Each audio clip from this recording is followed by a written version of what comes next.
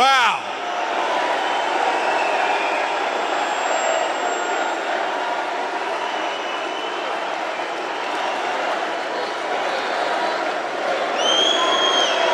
It is great to be in St. Cloud, Minnesota. God bless you guys.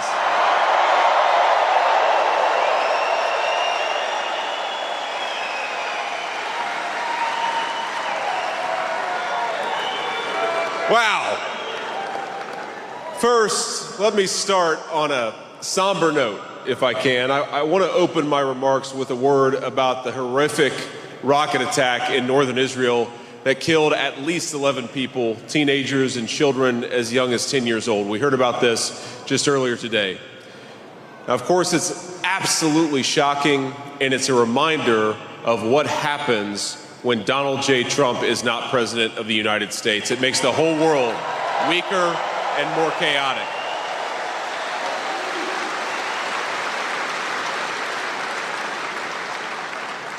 Now, no nation should or can tolerate this terrible stuff, and I know this audience stands with Israel and stands with our friends. Let's get President Trump back in office and get this war over with.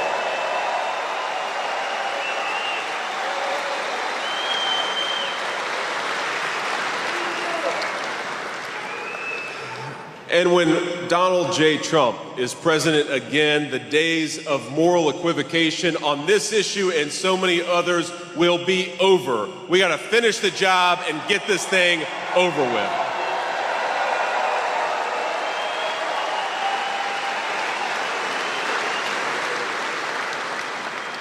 Now, I want to talk about what's going on in this country.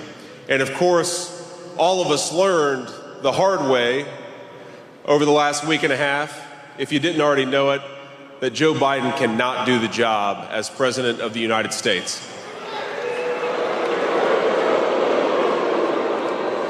In fact, exactly 1 month ago, President Trump wiped the floor with Joe Biden on the debate stage, exposing a massive cover-up of that president's moral and mental incapacity, and he saved this country from 4 more years of one of the worst presidents in American history. So let's thank President Trump for getting rid of Joe Biden once and for all.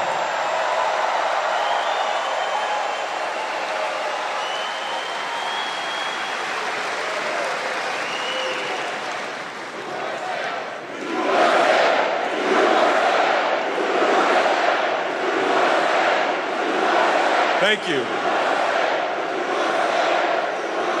And during that same time, President Trump accepted our party's nomination with overwhelming support. We held one of the most successful conventions in history, and he even took a bullet for the country that he loves and didn't miss a single day of work.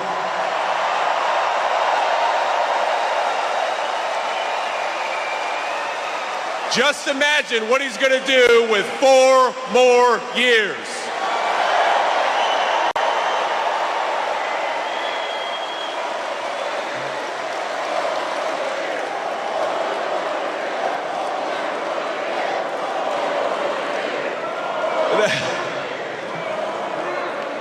Now, we've got some of our friends in the media back there, and after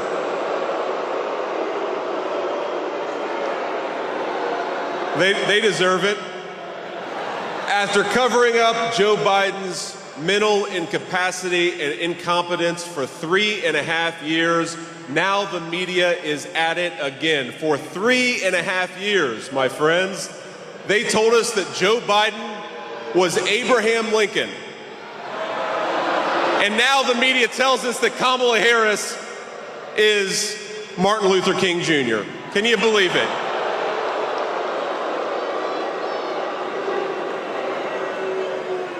But we all know she's not MLK, just as Joe Biden was not Abraham Lincoln. We know that she is a card-carrying member of the San Francisco lunatic fringe. Ain't that right?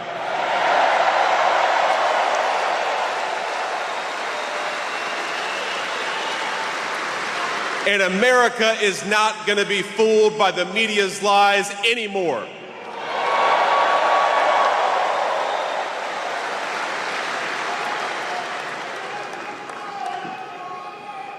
Now, everybody knows that Kamala Harris owns every failure of the ultra-liberal policies of the last 4 years. As America's border czar, and she was the border czar, the media all said it, Kamala Harris is directly responsible for the worst border crisis in this nation's history. On her watch, more than 10 million illegal aliens have invaded our country, and it wasn't by accident, it was by design.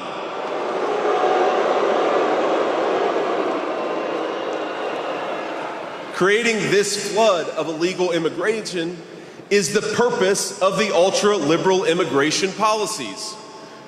They said they were going to do it, and then they did it on Kamala Harris's first day in office. They suspended deportations, they stopped building Donald Trump's border wall, they reinstated catch and release, and they proposed amnesty for millions of illegal aliens.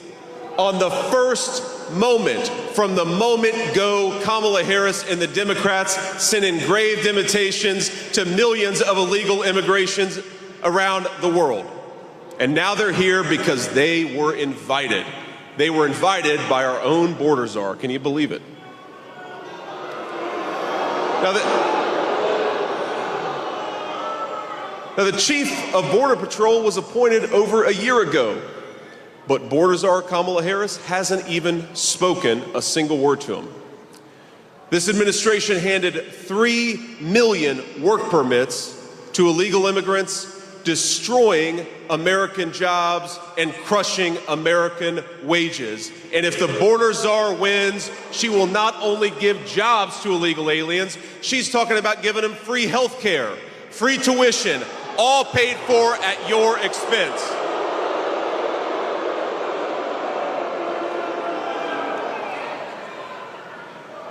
I agree. Worst of all, Kamala Harris would happily erode every protection we have to prevent them from voting.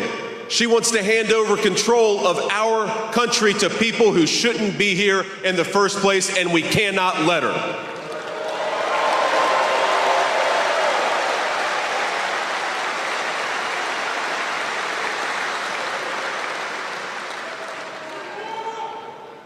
And I have a message, a very simple message to the millions of illegal aliens who are in this country and shouldn't be.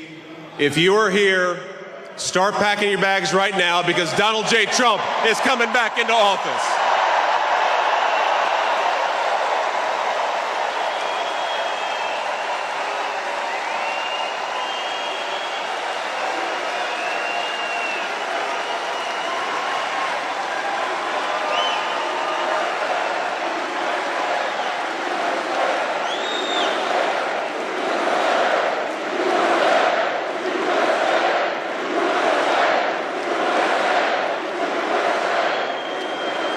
Now, what bothers me most about Kamala Harris's liberal policies is that she pretends that they're compassionate, but they hurt the least fortunate members of the American family. It is what the Bible calls the least of these that suffer the most under Kamala Harris's policies.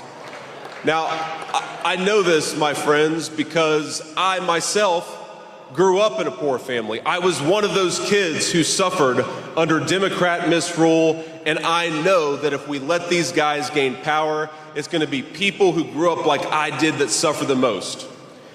Now, a lot of you know my story. You know that things worked out for me. I was able to achieve the American dream because this is a great country that gives opportunities to people, and we got to make sure it stays that way.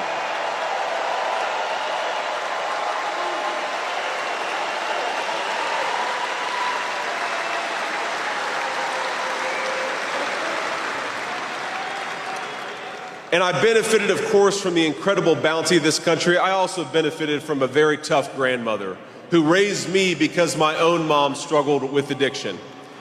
And I'll tell you, there are a lot of things that keep kids on the straight and narrow, but one, for me, was a grandmother who told me when she found out that I was hanging out with a local drug dealer, JD, if I ever see you with that kid again, I'm gonna run him over with my car.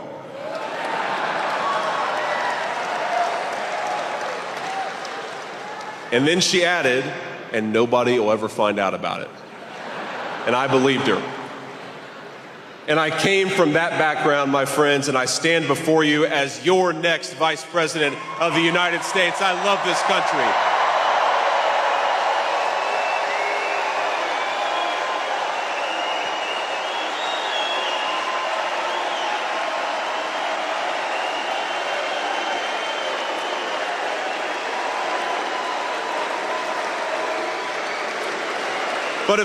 But if we want to preserve that American dream for the next generation, if we want to build upon it, then we have got to win this election. We have got to bring the people's president back. That's President Donald J. Trump, and we're going to do everything we can to get him elected in November. And we're going to do it together.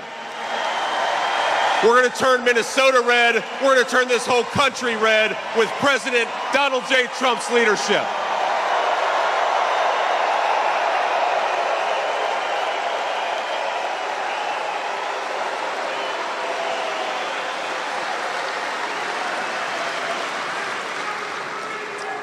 And we're going to do it not just because we want to beat the Democrats, as fun as that will be, but because the American people depend on President Trump's leadership. And the clock is ticking, my friends. In 6 months, we are going to launch the largest deportation program in the history of this country.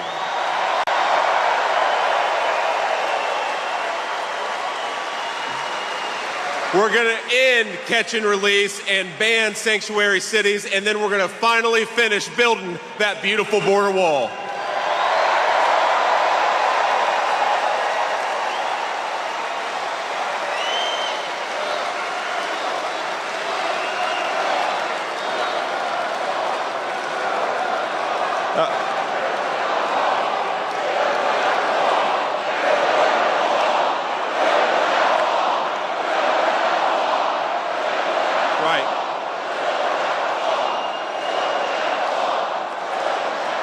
Now, we know Kamala Harris is not going to do this. She was ranked as the most extreme liberal in the United States Senate based on her voting record. And my friends, I serve with some pretty crazy liberals, and she was ranked ahead of all of them. She co-sponsored the Green New Scam, and she supports every insane environmental policy that's going to drive American workers out of business, drive the price of gasoline through the roof, and drive Americans further into poverty. She is 100% responsible for the inflation disaster that is destroying American families. And under President Trump, we had a booming economy with no inflation. Wages were going up and people were saving and young people were buying homes. Let's get back to that prosperity.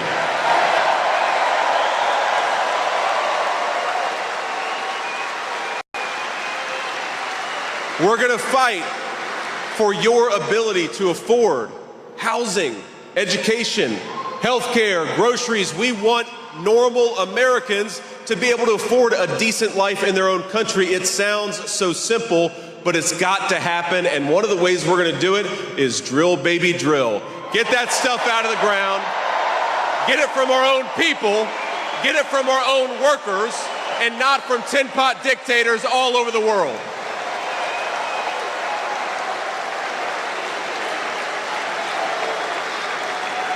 Now, some of this stuff, you read what Kamala Harris has said, and it's hard to believe. She wants to abolish ICE, legalizing squatting, and open the door for rapists, felons, terrorists, and murderers to vote. She also supports defunding the police.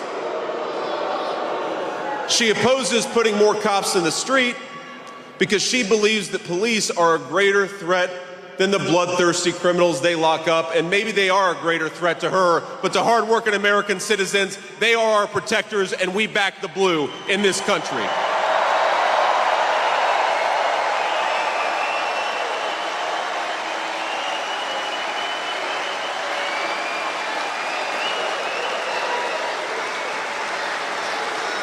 Now, she wants to end cash bail, and what that means is that if you assault a police officer, you can be back on the street the very next day. In fact, when rioters and looters were burning American cities to the ground, including Minneapolis, Kamala Harris was raising money to bail them out of jail. Let's throw them in jail and support the cops.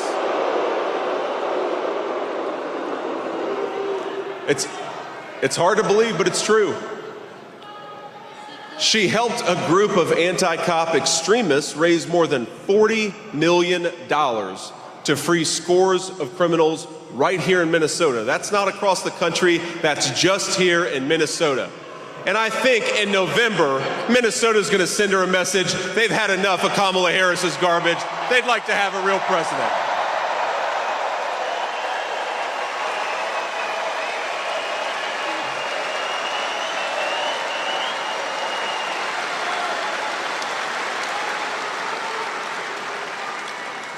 You can't make it up. Some of the criminals freed by Kamala include a convicted rapist, a knife murderer, a domestic abuser, who later shot and killed a man while he was out on bail.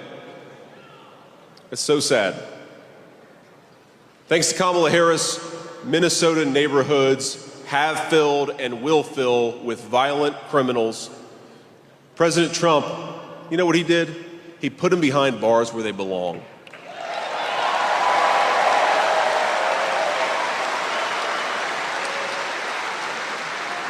And here's the crazy thing. She also supports confiscating guns from law-abiding citizens. So the criminals get to have all the guns they want, but hardworking Americans get nothing to protect themselves. That is a recipe for disaster, and we're not going to let it happen.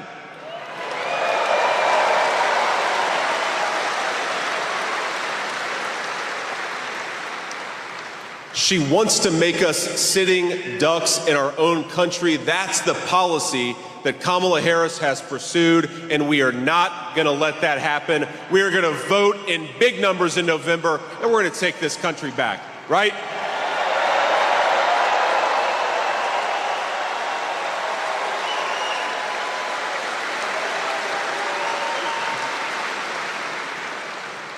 We're going to save this country for Americans of every race, color, and creed. We're going to do it the hard way. We're going to do it because this country is worth saving. We're going to do it by fighting through the media lies, and we're going to do it by electing Donald J. Trump, President of the United States.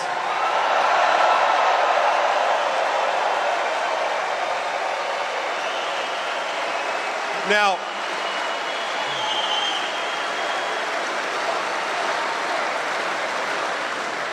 maybe the worst and most dishonest thing that Kamala Harris has done, and it is a long list, my friends, is that she helped cover up Joe Biden's declining mental capacity for years. It's actually sad. Putin, Xi, Kim Jong-un, all these dictators, they have been sitting in private rooms for 3.5 years, licking their chops because we have a president who can't actually do the job. Now, anyone who's too blind to see Biden's incompetence or too dishonest to admit it is not fit to serve as commander-in-chief. She lied to us. She lied to all of us, and it's unacceptable.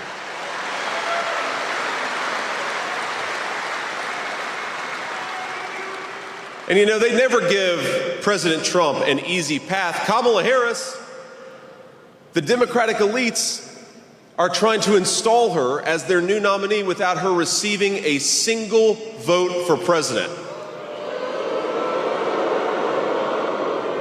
The media, our friends back there, they call it a coronation. I think there's another word. I call it a coup. In America, we do not crown our leaders, we vote for them. Democrat or Republican, you gotta give the voters a choice.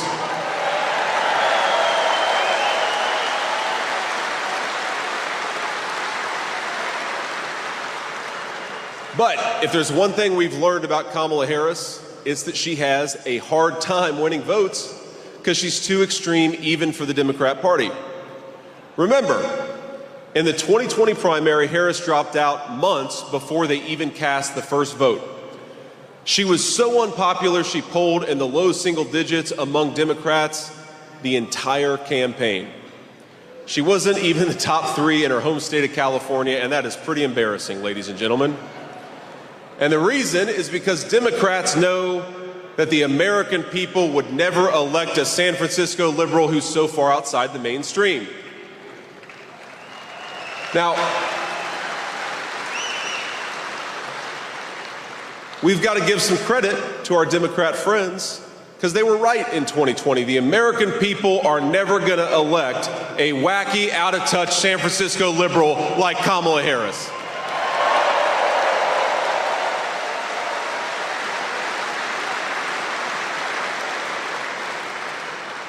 Now, I saw the other day Kamala Harris questioned my loyalty to this country. That's the word she used, loyalty. And it's an interesting word, simplify, loyalty, because there is no greater sign of disloyalty to this country than what Kamala Harris has done at our southern border. And I'd like to ask the Vice President, what has she done to question my loyalty to this country? I served in the United States Marine Corps. I went to Iraq for this country.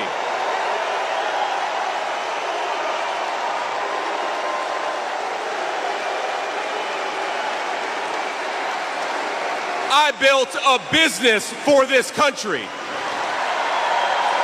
And my running mate took a bullet for this country. So my question to Kamala Harris is, what the hell have you done to question our loyalty to the United States of America?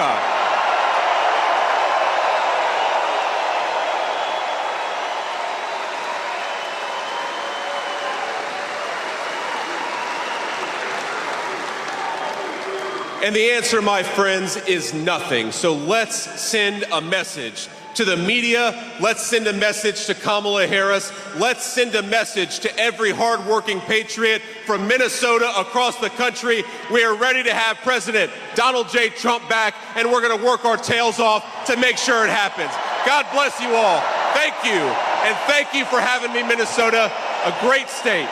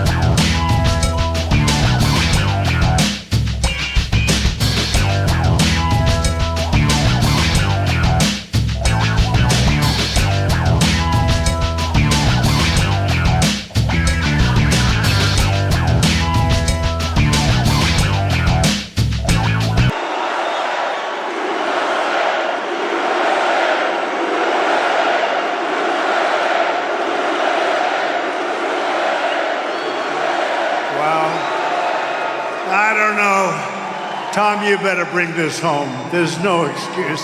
There's no excuse. Tom Emmer, great guy. We're going to bring this home. I want to thank everybody. I want to thank our next Vice President of the United States, J.D. Vance. And I especially want to thank the great state of Minnesota. We love Minnesota. Before we begin, I want to condemn the evil attack on Israel that took place earlier today. A missile launched by Hezbollah killed at least a dozen children, young children. And they were playing, as you heard, on a soccer field in Israeli territory on the Golan Heights, a place that I recognized during my administration as under Israel's sovereignty. It was a big thing. I've been trying to get it done for 72 years. I got it done in about 1 hour.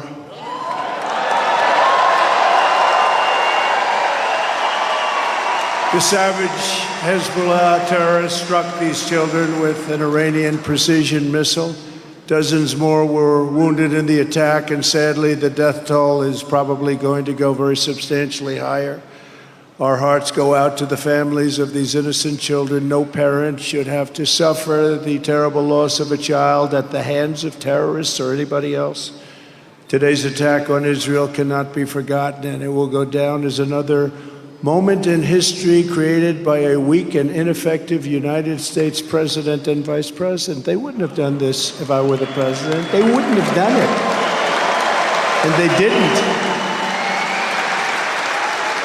With time, the situation will only get worse for our country with the kind of leadership that we have right now, which is no leadership. It's probably worse than no leadership. It's negative.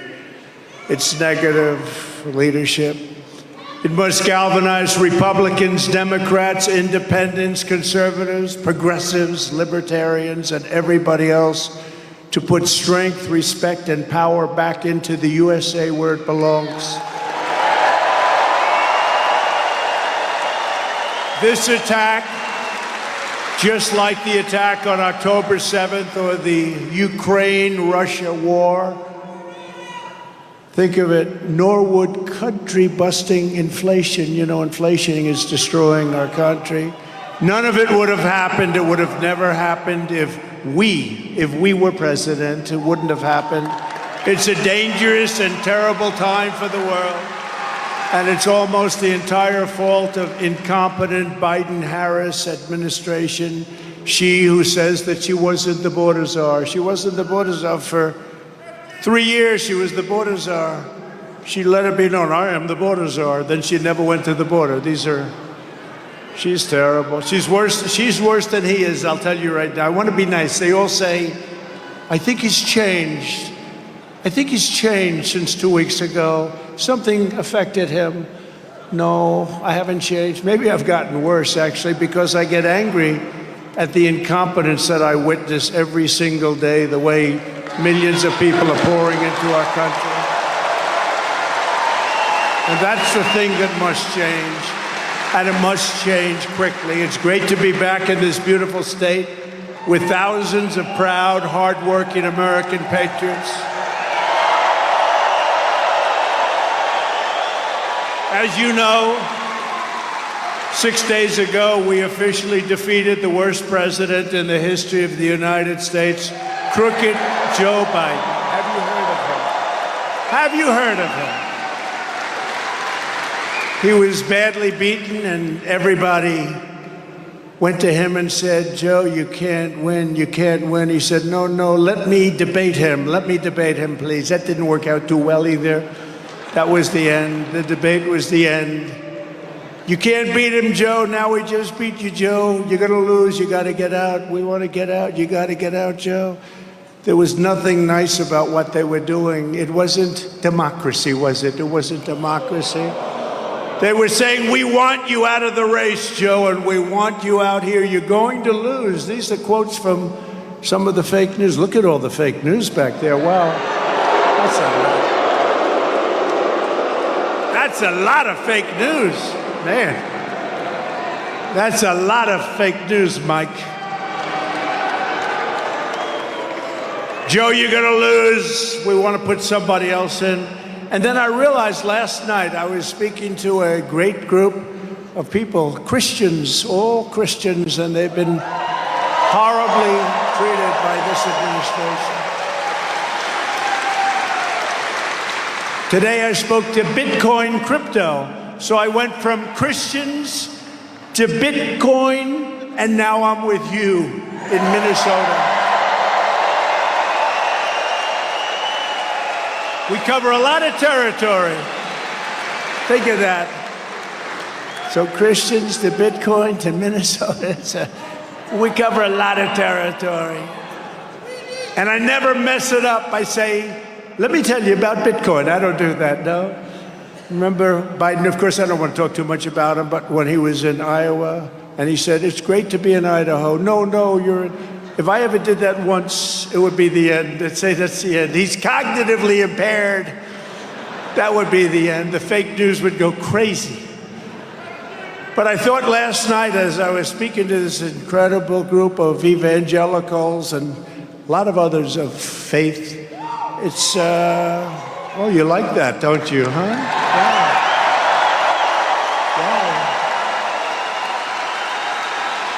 Wow. That means our country's coming a long way, because you put faith back, you put religion back into our country, it's going to be a much better place. I'll tell you that. But I thought last night, I said, you know, it's sort of unfair. You have a guy, he says he's great, he's president and all that stuff. They rigged the election, but we won't talk about that. And they say he's president. So he comes out raring to go, and he gets badly beaten. He's losing, and all of a sudden he's like a fighter. He's losing. Then they took him out of the fight and they put a new fighter. We have a new victim now, Kamala. We have a new victim. We have a brand new victim. And honestly, she's a radical left lunatic. And she is, when you find out about her, all I have to say is defund the police. That was her big thing. Let's defund the police. And as I often say, you know, politicians don't change. Whatever they say first, that's where they are. They don't change. Wouldn't you say that, Tom? Whatever they say, if they said 5 years ago, 8 years ago, defund the police, she said it like 2 years ago or 3 years ago. But so if that's what they say, that's ultimately where they want to go. But this was really a coup and by the Democrats. This was a coup of a man that had 14 million votes. He wanted to run. They wouldn't let him run. They treated him horribly. They said to him, we can do it the nice way, or we can do it the hard way. To Joe, he's president. This was a coup of the presidency. They threatened him with the 25th Amendment. They said, Joe, we're going to threaten you with a thing called the 25th Amendment. You're cognitively and physically a mess. And if you don't get out, we're going to take you out with the 25th Amendment. And he said, I'll go. And then the fake news said, oh, he was so brave. He was so brave. No, he was forced to leave. So now we have a new candidate to defeat the most incompetent, unpopular, and far-left vice president in American history, probably the most far-left person in American history. Less than 4 months from now, Minnesota is going to defeat Kamala Harris.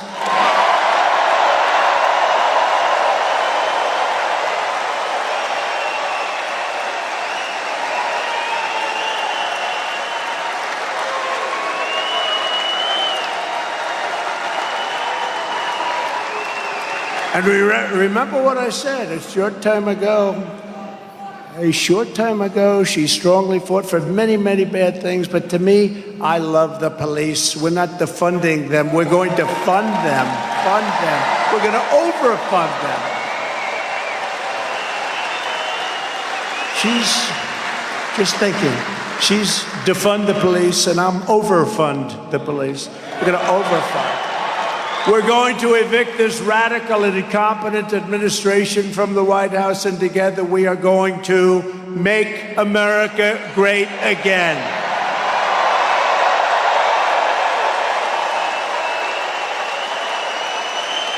With your vote this election, inflation will stop, the illegal aliens will be turned back, the cartels will be in retreat, crime will fall, energy prices will plummet, incomes will soar, and a world in chaos will rapidly be transformed into a planet of peace.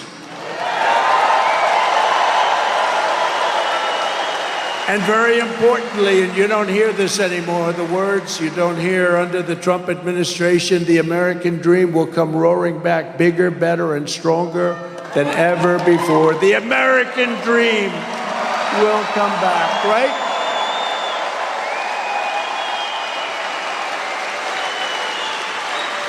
But if a crazy liberal, and she's beyond liberal, look, she was a failure at every stop. She was a failed vice president. She was a horrible district attorney. She destroyed San Francisco. She was a liberal she was there before all the guys that you're currently reading about, right?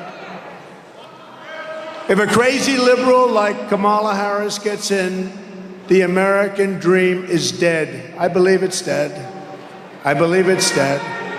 Over the past 3.5 years, Border Czar Harris, which is what she called herself, even the New York Times today, they took an article out of the New York Times, Border Czar. Now, you know, they're deleting everything that says, these people back there are deleting everything.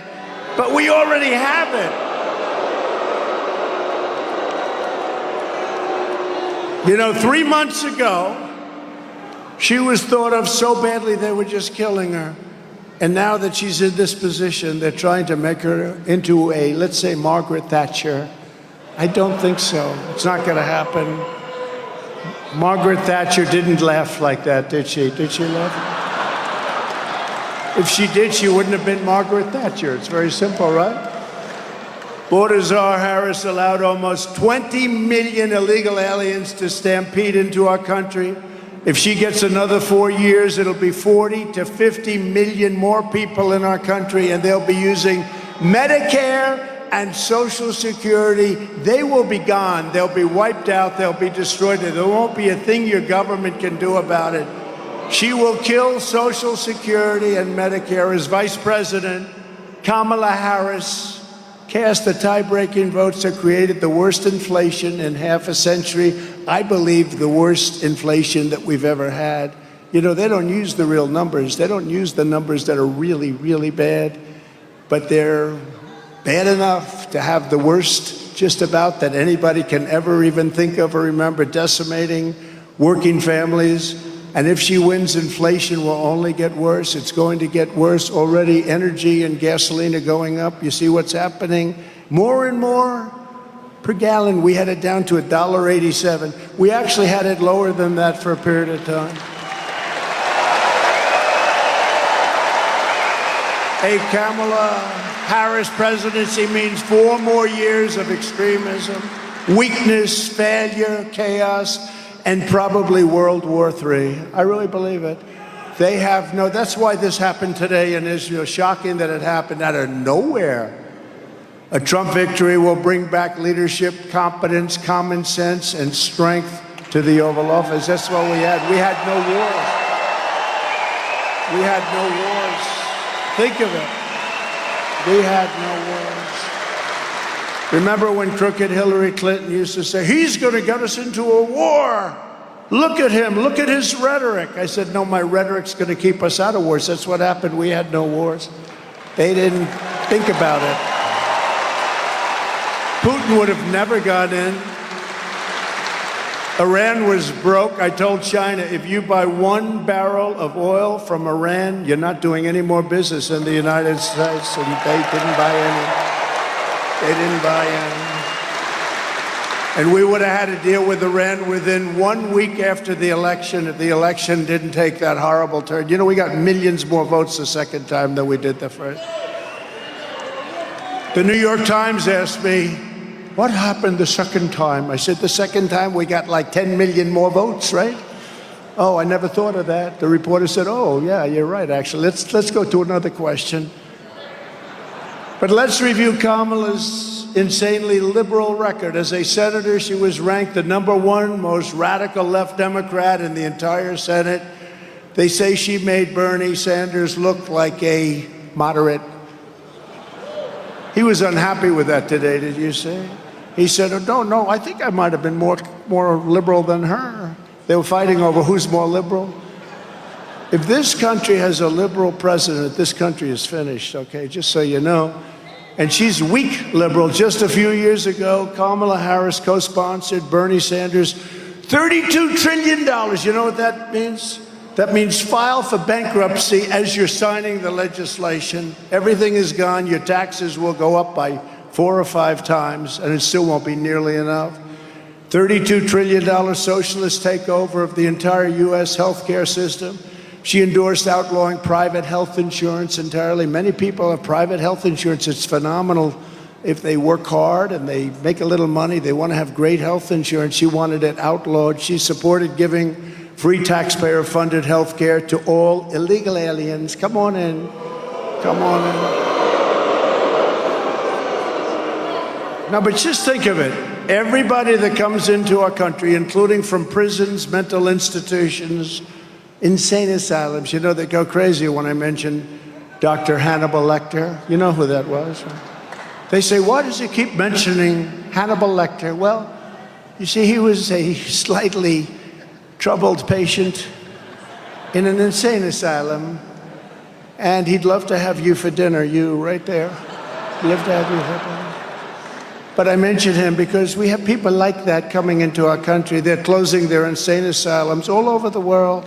They're sending their criminals into the United States. Venezuelan crime is down 72% because they're sending their criminals and their drug dealers and their prisoners to the United States. And next year, I think, instead of being here, which is a great place, I love this place, we'll go to Venezuela or someplace in South America where they've sent all their criminals to us, because we'll have a nice, safe event.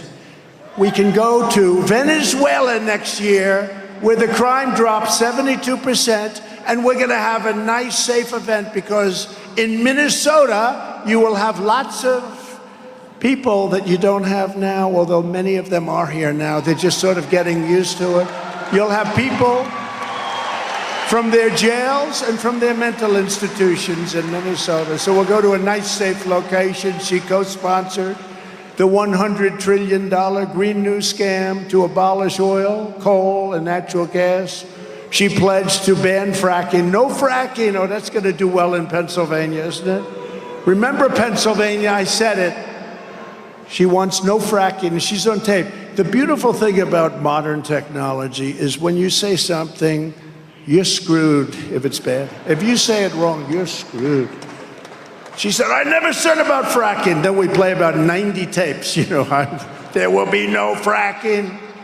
We will defund the police, she says. I have to be very careful when I say that, because if I say, we will defund the police, imitating her, they'll put me on television tonight saying, Donald Trump wants to defund the police, right? You gotta be very careful, Tom.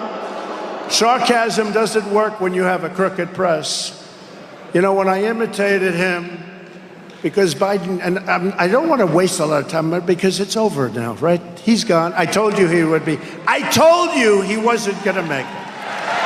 I told you.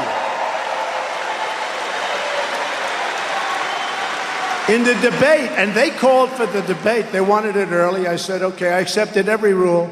Everyone said, why did you do that? I mean, you accepted CNN, you accepted fake Tapper, you accepted all of these things. Why did you do that? So I said, because it's the only way, because they thought I wouldn't do it. So I said yes, and they were shocked. But we had the debate, right? And he kept saying, like, they'd say Jake Tapper, fake Tapper. But I have to tell you, they were very fair. In my opinion, they were very fair. 95%. You can't ask for, I was shocked. They gained a whole level of respect. I really mean it. CNN and both of them, they gained a level of respect, right? Don't you think so? I do. I told them that. I called them both up.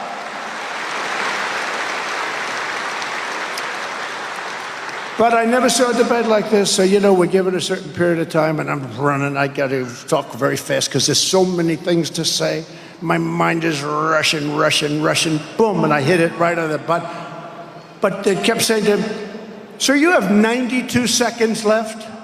What? You have 92 seconds left. And I said, I'll take it.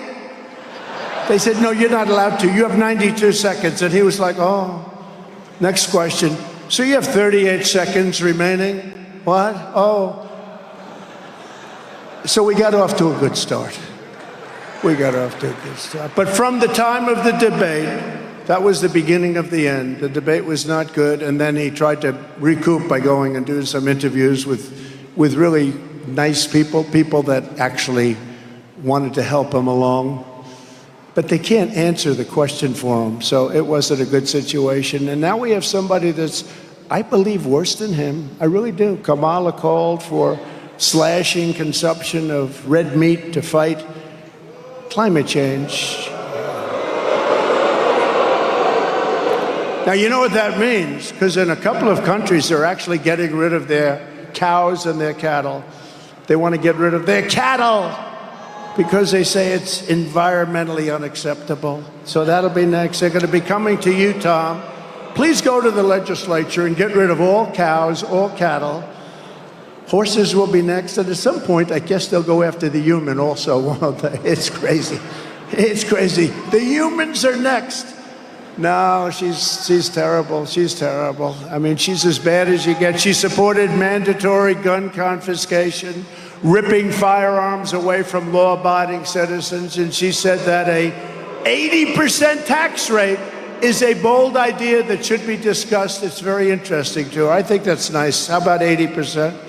Kamala is also a total radical on abortion. Should we talk about abortion? Do you mind for a second, right? When you compare my position on abortion to that of Kamala Harris, my position is actually, just polled, 8 points higher, and that's because she's a radical. She's an absolute radical on abortion. She wants abortion in the 8th and 9th month of pregnancy. Think of that. And right up until birth and even after birth. The governor of Virginia, the ex-governor, we have a great governor of Virginia right now, but the governor that preceded Glenn is, he was horrible. I call him Michael Jackson, remember? Remember his wife stopped him from doing a moonwalk? Oh, that was a good thing, because nobody could moonwalk like Michael. He wanted to moonwalk to show that would not have been good, but he blew it anyway. But he said, we put the baby aside. If the baby's born, we put the baby aside, and we discuss with the mother whether or not we terminate the baby's life. This is after. This is an abortion. This is called killing. This is called a word beyond abortion. This is called execution. Kamala supports taxpayer funds to pay for abortion for any reason. She even voted against legislation that would require medical providers to give care to babies born alive after an attempted abortion. They're the radical ones. You see, the Democrats really, and not all of them, because most of them agree with us, they're the radical ones, whereas our position is that abortion is now back to the states. They've wanted to have this.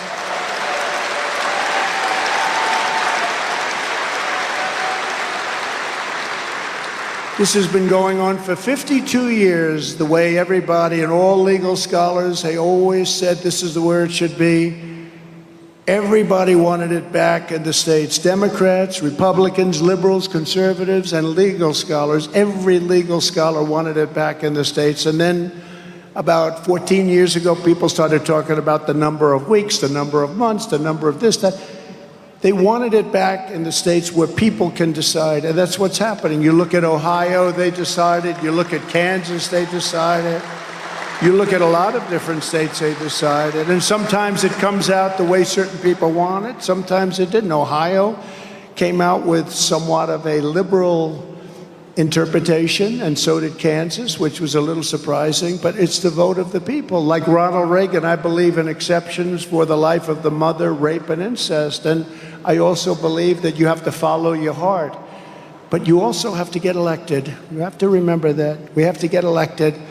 And I want to thank the 6 Supreme Court justices, Clarence Thomas, Samuel Alito, John Roberts, Brett Kavanaugh, Neil Gorsuch, and Amy Coney Barrett for the wisdom and courage they showed on this long-term, very contentious issue.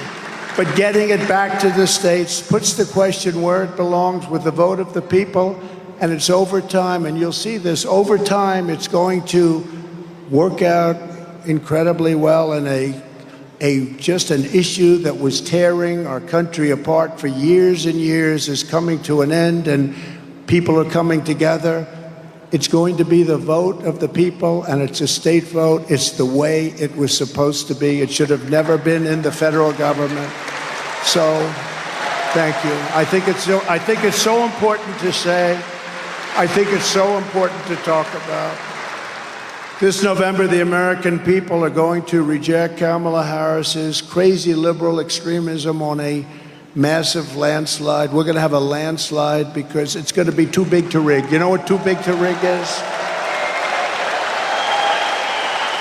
We're not going to let her turn the United States into communist San Francisco. You know, 15 years ago, San Francisco was perhaps the greatest city in the country. And now it's unlivable. It's unlivable. The crime is so bad. The drugs are so bad. She has ruined it. She was the original of the bad DAs. She was the original of the bad prosecutors. She blew them all away. There are a lot of people that say she destroyed San Francisco. She will destroy our country. She will destroy. And moderate, you know what? We can maybe live with moderate, but we have to bring our country back. We've gone down a long way. Remember this. Out of the 20 million people, and probably much more than that, that came out, so many, they have to be taken out. We're going to have the largest deportation effort in the history of our country. The criminals, we have to get them out immediately. Every voter in Minnesota needs to know that when the violent mobs of anarchists and looters and Marxists came to burn down Minneapolis 4 years ago, remember me? I couldn't get your governor to act. He's supposed to call in the National Guard or the Army, and he didn't do it. I couldn't get your governor. So I sent in the National Guard to save Minneapolis while Kamala Harris sided with the arsonists and rioters and raised money to bail out the criminals, bail them all out of jail. Remember?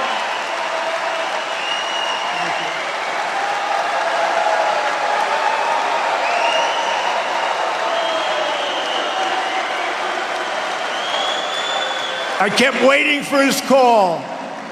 You remember the guy from CNN, the reporter, so-called? I won't use his name. I don't want to embarrass. Shaved head, nice-looking head, actually shaved. And he goes, "This is a friendly demonstration." And behind him, the entire city was burning. Remember, it was like a war zone. The entire city was burning down. And as he was speaking, somebody threw like a hand grenade at his feet and broke his knee. This is a friendly rally. No, you know what's a friendly rally? This is a friendly rally.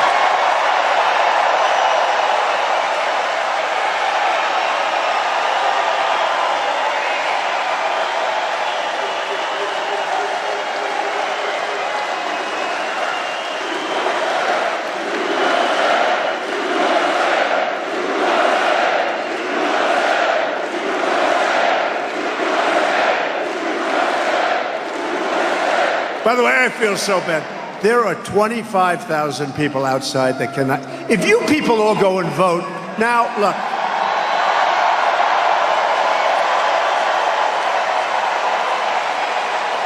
There's no way we lose this. There's no way we should lose this state.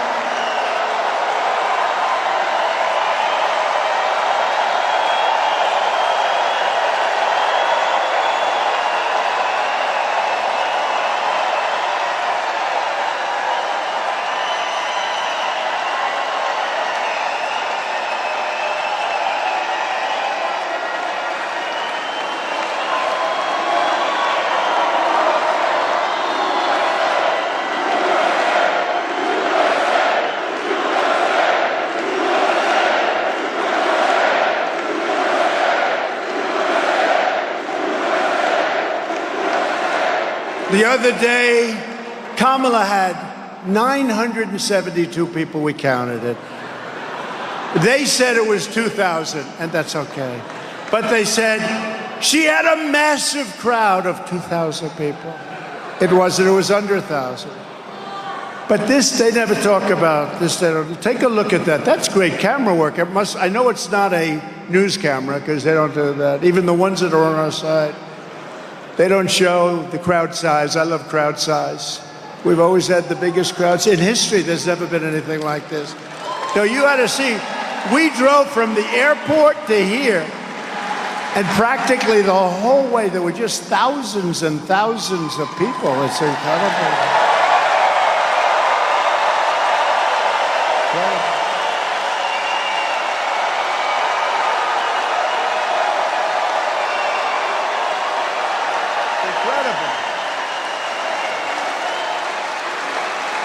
If they don't cheat, we win this state easily, okay? They cheat. They have no shame. They cheat. Do you understand that, you crooked people? They're the most crooked. They cheat. They cheated in the last election, and they're going to cheat in this election, but we're going to get them.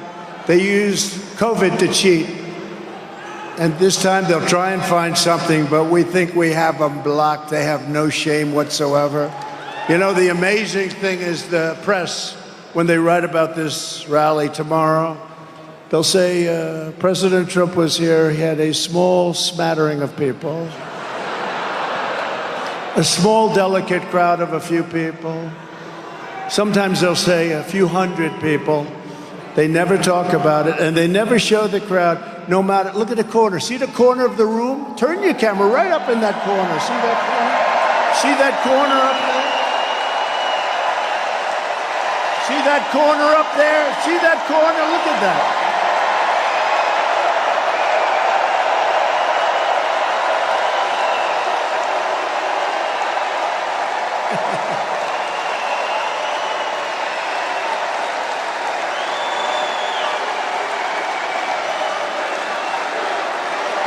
Look at him. Look at that guy. He's going crazy up there. He loves it. He's going crazy. He's got the worst seat in the House, and he's got more attention than anybody. Look at him.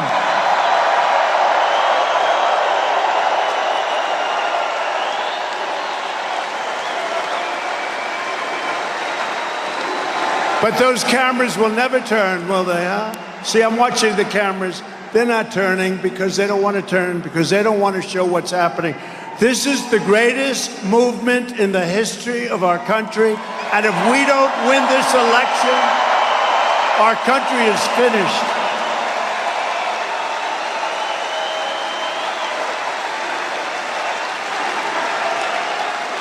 You know, I used to plead with the fake news, but now I learned it's not worth it. But I'd plead, show the crowd, please show the crowd. You know, I'd say, show the crowd.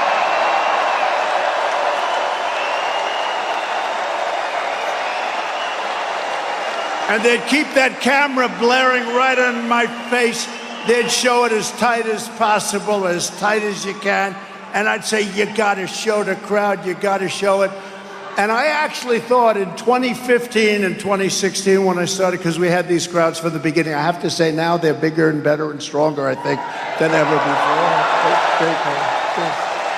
Bigger and better. Look at that. That's, when I say the corner, you know the place is packed if those seats are gone. But I love that one guy up there. He's going crazy. We've made him a star. But I used to say, turn the camera, turn it. I went through, and I never understood, because it's actually good for them. It shows that people are watching something. So I figured it would be easy. Even the bad ones, they should do it. They should show the kind of crowd size. And they wouldn't do it. Even the friendly ones, I won't mention names, okay? But you know who I'm talking about. Friendly, they would never show the crowd. And then I realized what it must be. It's a metal object, and I figured they couldn't turn the camera because it's on steel tripods, and I figured it's very rigid. And then one night in late 2015, just prior to 2016, there was a terrible fight, like over there in the corner, where the only way a camera could get the fight would be to do a triple tripod loop, swirl underneath the people's legs. And that camera, I've never seen any piece of steel bend so much. It was like, they got every second of that fight. I said, you mean the cameras do turn very well? And they do. That was when I learned it's fake news, it's just fake news. But they won't show this crowd, they won't show. But more impressive than this crowd is honestly the people outside. You have thousands and thousands of people. So we love them, we love them. We love them.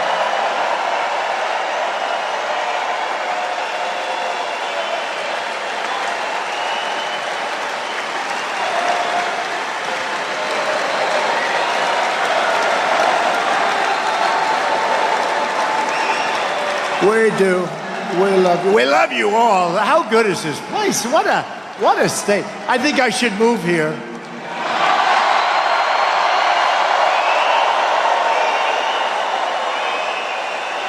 No, but we have a lot of states. They all see what's happening to our country. They're all incredible. We always have packed houses, to put it mildly, like this. I mean, the spirit has never, ever been like this. We did great in 2016. We did better in 2020. There's never been spirit like this, Tom. I don't think we've ever had, Pete, never had spirit like this. Great hockey player, by the way. Great hockey player. Pop. Great hockey player. We've never had spirit like this, so we have to do it. We're going to turn it around fast. We'll turn this thing around real fast. You're going to be so happy. Kamala urged her followers to donate to the so-called Minnesota Freedom Fund, helping raise $35 million to set loose violent offenders after they shot at police, looted your store, sexually assaulted innocent victims, and committed all sorts of other heinous crimes. One of the criminals Kamala helped bail out of jail was Sean Michael Tillman, very famous now, unfortunately, a repeat offender who, with Harris's help, was set free. She set free many very bad people. And then he went on a murder rampage. He killed a man on a train platform in St. Paul, shooting him 6 times in the head. Okay? She just turned him free. Ultra-liberal Kamala Harris will deliver crime, chaos, mayhem, and death to our country. I will restore law and order, justice in America.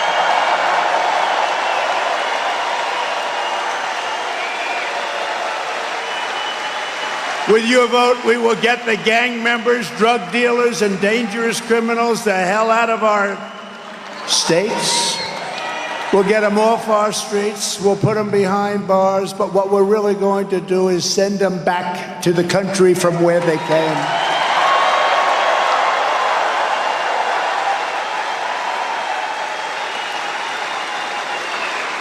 You know, a certain country in South America, and by the way, they're coming from all over the world. They're coming from the Congo in Africa, 22 prisoners. Where do you come from, Congo? The good thing about these people is they make our criminals look like really nice people. It's true. Our criminals are now considered fine, upstanding people by comparison to these people. I told Dana White, UFC. Do we love Dana White? How good was he at the convention? I said, Dana, I have a great idea. Take your great championship fighters from all over the world, you're champions right now, but start another league, called it an illegal migrant league. And then take the best of those fighters and let them fight. I believe the migrants will win. I think it's crazy. You know, I told that little sort of sarcastic joke. The press went crazy with it. He wants to start a migrant league. He wants to start a migrant league. I was going to tell you when I was up here 2 months ago, I imitated Biden because he can't find the stairs ever. The stairs, stairs, stairs, stairs. 2 stairs. Get so many stairs. Get so many stairs, it's like too many stairs. I don't know what the hell they need them for. But they spend a lot of money. Government often will spend. Government has many more stairs than private. We put up like 1 stair. They put up like 12. But you always have a lot of stairs, so I'm imitating him, and I'm being funny, and I think I'm being so funny. And I had a tremendous crowd. We had 42,000 people, and I'm saying to the people, You know, when Biden gets off, do you ever notice? First of all, he doesn't make long speeches like that. Second of all, even though he can't read a teleprompter, he never goes off the teleprompter. It's a mess. It's a mess. And I was telling the people, I said, you know, do you ever watch when he's finished with his 2-minute speech? It never lasts more than 2, maybe 3 minutes. 3 is like a long speech. He goes,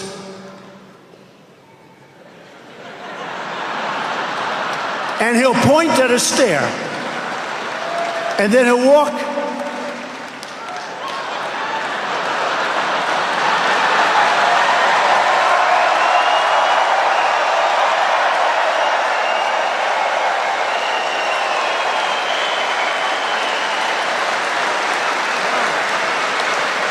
He'll point right at the stair, and then he won't be able to find the stair. This is what we have negotiating nuclear weapons with Putin, with Kim Jong-un, with President Xi of China. No, this isn't going to work out. Bad things are going to happen. But I called my wife. I said, who else could do it? Who else could do it? And 50,000 people. How great was my speech? How did I look? How great was I? It's on speech. I said, First Lady, how great did I look? She said, there was something wrong with your hair tonight. It looked terrible. She said, you were okay, but, you know, I have 50,000 people. Elvis didn't have 50, and he had a guitar. I had no guitar. I didn't have the use, right? Elvis had a guitar. He had a lot. We love Elvis, right? But he had a guitar. I don't have a guitar. So we'd have like 50, 60, 70. You know, we had 107,000 people in New Jersey, on the Jersey Shore. Wildwood, New Jersey, it was beautiful. We had 25,000 people in the South Bronx. And it was like a love fest. It was like a love fest. 25,000 people. And I said to the First Lady, how great was I tonight? I didn't like your hair. I didn't like that. I said, who the hell else can get 52, 58, 79? We had 79,000 people in South Carolina. Who can get it, First Lady? And she didn't care about that.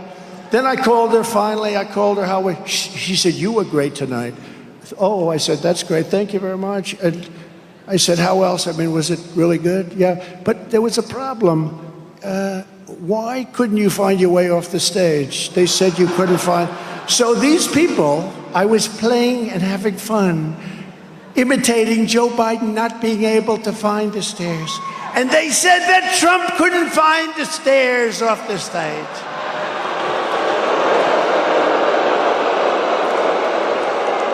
So I have to be very careful. Tonight I'll have a very bad night because I haven't done that little routine in a long time because of that. You were good, but you don't look really bad at the end, darling. You couldn't find the stairs. What's wrong with you?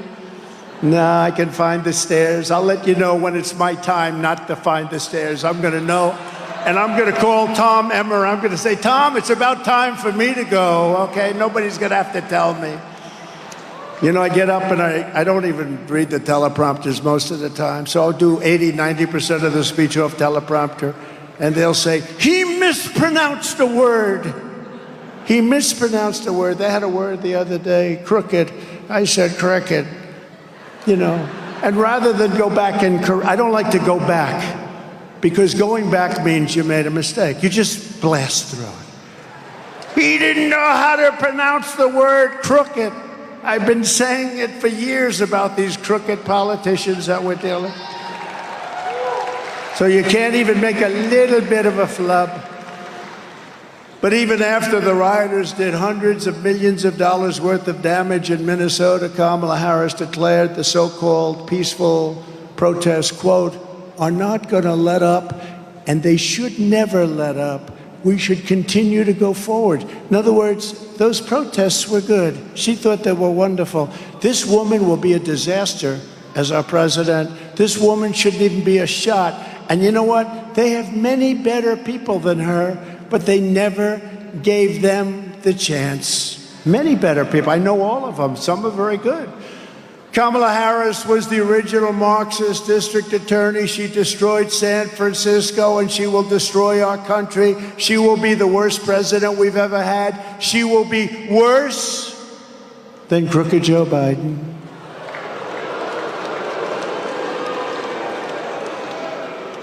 The only thing is she won't have Hunter, so that will help. Where's Hunter? Remember the sign we did? Where's Hunter? That became, remember that one? I said, where's Hunter? The next day, my people are doing shirts. Where's Hunter? That was the big one. This one was good. Did you see I played golf with Bryson DeChambeau? Did anybody see? Yeah. Played okay. Really good. Won a lot of club championships, and I'm playing with him. First of all, he's like 29 years old. He hits the ball a mile, but I hit it far also, and we played very good. And it was a break 50. Break 50, that means you have to get 13 birdies and 5 eagles. That's very tough. The par threes are actually make it the toughest, right, for those of you that are golfers. But I played with him. He said, I can't believe how good you are. No, I play good. So what happens, and I was, I helped him a lot, but he does hit the ball like about 380. It helps. It helps when you can hit it 380. He's the longest hitter on tour. He just won the U.S. Open. He's a handsome guy. He's a great guy. He loves the people, loves the country. But that became the #1 trending thing because Joe Biden, who I watched him, I was always a nice athlete, a really good athlete, but I don't want to brag. So what happens? Joe Biden challenged me to a round of golf. He challenged me.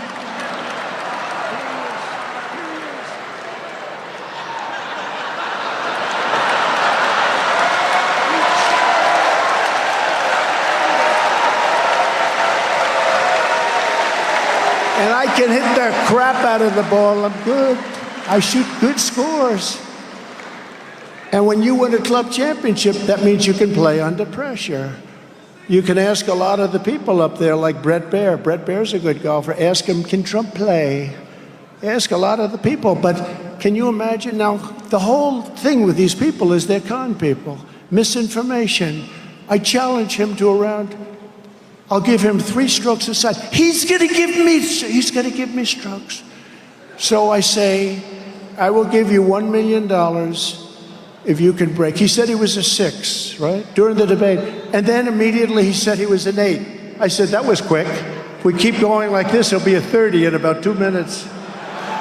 I was a 6 handicap. I was an 8 handicap. I said, how the hell did that happen so fast, right? He's not a 6. He's not an 8. And he's not a 30. He cannot break 100. I know. I can look at somebody and I could look at their swing. He can't break 100, but I offered him $1 million. Now, as a 6 handicap, you can easily break 100. I said, I'll take you to any course you want from the blue tees, which are, just moderate tees. I would give you $1 million if you can break 100.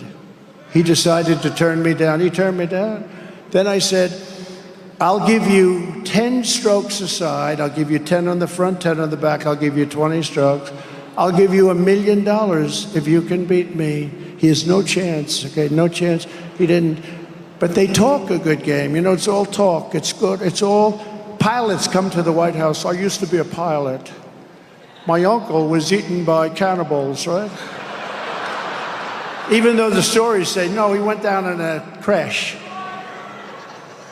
But my uncle, if the truck drivers come in, I used to drive a truck. It was a very big truck. These people, I'm telling you, they are so bad. They're so bad. They're just evil people. But more importantly, they're destroying our nation. Nobody respects them. Everybody laughs at them. We're like a bunch of fools. We have a man that can't put 2 sentences together, and now we're replacing him with worse than he is, a dangerous person who's not smart. She couldn't pass a law exam, right? Have you heard that? These are minor details. She couldn't pass a bar exam. She took the bar exam. She couldn't pass it. She thought she'd never be able to pass it. This is what we have wanting to be up. Other than that, she's a very fine woman. I'd like to make that statement. No, she's a radical left lunatic, and she's going to destroy our country, and we're not going to let her do it because we're going to win this election in a landslide. Right? You look at Kamala supports ending cash bail nationwide. No bail. If you kill somebody, that's okay. Come back whenever you're ready. We'll give you a little trial, put you in jail for about 2 days, which means releasing violent criminals immediately after arrest right onto the streets. She wants to abolish jail sentences for parole violators. She endorsed defunding the police, and she sponsored a bill to strip police officers of legal protection. She wants the police officers to go out and protect themselves and defend themselves and hire lawyers. You got to go hire a lawyer. These lawyers would take what they make in 1 year, they'll take it out of their hides. You can't do that. We're going to give immunity to police so they can do their job. I'm giving federal immunity to police officers so they can do their job. I think it's good. She wants to leave our communities at the mercy of deranged criminals and violent mobs. Unlike Kamala Harris, under my leadership, we will never defund the police, and we will give our heroes the protection, resources, and respect that they so dearly reserve. We're not going to take away their pensions. We're not going to take away their homes. We're not going to destroy their lives and their families' lives. We are joined today by an incredible woman who I just met, took a picture backstage, Shannon Owen, the widow of Pope County Deputy Josh Owen last year. Very handsome. Josh was on his 44th birthday, right on his birthday. He was out for a steak dinner with Shannon and his 10-year-old son when he got a call there was a problem, a domestic disturbance. A short time later, Shannon got the news that her husband was shot and killed in the line of duty. Shannon, we grieve for your loss, and we know how great a man he was. The police officers told me, told everybody else how great a man he was, and we are immeasurably grateful for your sacrifice. I would love to ask Shannon to come up for a moment. Shannon, can you do that? Shannon?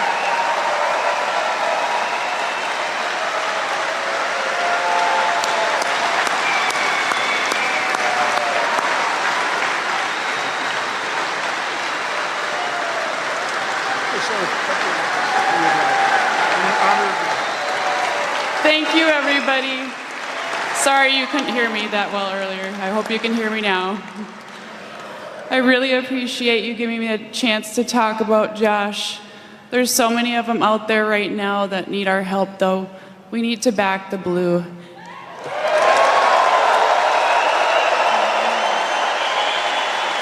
And we need to say what Trump said and overfund the police.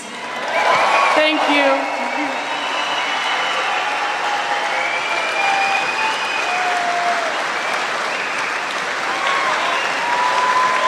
Thank you, Shannon. Incredible. Beautiful family that has to go through that. When I'm president, we will always stand with the men and women of law enforcement and their families, and we will have the backs of our police officers 100% of the time, and they will stop crime. As we secure our communities, we will also secure our border. On my very first day back in the White House, I will terminate every single open border policy of the Biden-Harris administration. And we will seal the border, and we will stop the horrible invasion into our country. It's an invasion. You know, I built hundreds of miles of border wall. If we didn't have that, but then when we left, we were going to add an extra 200 miles, actually much more than I said we were going to do, and close up certain sections that we had to be, for legal reasons, keep open for a little while. And they didn't want to do it. I said, wow, they don't want to do it. Does that mean that they actually want? Nobody thought they really wanted open borders. They talked about open borders, but nobody thought that could be possible. But they wanted open borders. We couldn't believe it. No person in American politics has been more of an open border zealot than borders are. Harris, this was an open border. She was talking about open borders for a long time before anybody was even listening. You have to see her tapes and her statements that she made a few years ago before this fell into her lap, I guess you could say. Very undemocratic. Kamala supported abolishing ICE, and these are incredible patriots. These are tough people that go into a pack of MS-13 gang members in Long Island, and you see the fists flying and everything flying. The MS-13, they killed 2 young girls, 16-year-old girls, walking to school, and they cut them up with a knife because they didn't want to use a gun because it's too fast. They cut them up, 2 beautiful young kids going to school. They cut them up. And MS-13 is probably the most violent of the gangs, although now we have some coming in that might make them look good. But what happened is ICE went in, saw them. These guys walked right into the middle, and they start swinging. 3 minutes goes up, and they're bringing these guys from MS-13 out there unconscious, bringing them out like this and putting them into a paddy wagon. And we took them out and brought them back to their country, or we put them in jail in some case. No, the ICE agents are great patriots. The Border Patrol are great patriots. But she was really something. She compared ICE agents to members of the KKK. She voted in favor of deadly sanctuary cities where you protect the criminals at all costs. She supports decriminalizing illegal border crossings, and she supports mass amnesty for all illegal aliens, even if they happen to be criminals from another country. Under border czar Harris, millions of migrants are pouring across our border. They are coming not just from South America. They're coming from Africa, Asia, the Middle East. They're coming from everywhere. And as I said before, they're coming from prisons and jails. There's a slight difference. Mental institutions, insane asylums, and terrorists at levels that we've never seen before. We have terrorists coming in at levels that we've never seen come in before. You know, the Border Patrol did a statement on terrorism and terrorists. They said in 2019, one of my 4 years, now I think they were wrong on this, but I'm going to tell you anyway, I love it. They said 0. They had 0. Is that right? I think, Paul? They had 0 terrorists coming in the year 2019. Now, I think they were wrong because I don't know how they could be, but they had 0. Now they have thousands and thousands of the hardest, meanest terrorists coming in, and it's not going to end well, but we're going to go right to work and we're going to get them the hell out of here. And you know who knows who they are? The local police. Our local police, they know their middle name, they know everything about them. Meanwhile, our crime rate is going up while the crime statistics all over the world are plunging, because all over the world, unless they're run by very stupid people, they're taking their criminals and they're dumping them. We're like a dumping ground. They're dumping them into the United States. So Venezuela, crime is way down. The criminals are almost gone. The jails are half empty. The only difference, if I were running Venezuela, I would have had the jails 100% empty by now.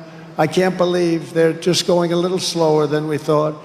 Many countries right now, there's a certain country, I don't want to mention it because the head of the country, the president, South American country, but again, they're all over the world. He's getting great publicity that he's done a wonderful job on crime. He's done a wonderful, wonderful job. He's convinced everybody to live together, and I believed it. Like for 2 years, I'm reading about it. I go, oh, great story in the New York Times, great, great, great, wonderful. Then I realized he's taking his criminals, he's dumping them into our country. But he's doing it differently than some of the others. In Venezuela, they brag about it. He liked to say that he did something with a social experiment. A criminal is a criminal, and they generally stay a criminal, and we don't have time to figure it out. But we're not going to take criminals, and we're going to get rid of the criminals that we've been given by all these countries from all over the world. Under border czar Harris, our communities are being ravaged by migrant crime. Earlier this year, a 15-year-old girl in Massachusetts was raped by a migrant who Biden and Harris flew into the United States. How about that? We're stopping them at the border.